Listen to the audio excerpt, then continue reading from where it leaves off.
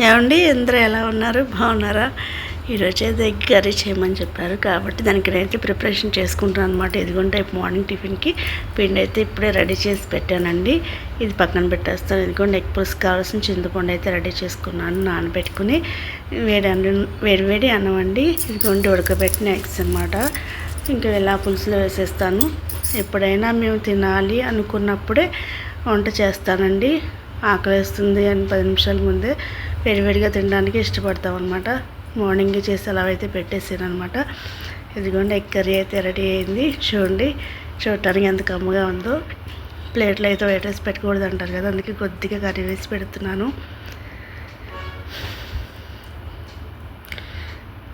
ఇది కూడా నాకు ఈ మధ్యకాలంలోనే తెలిసిందండి ఎలా చేయాలని.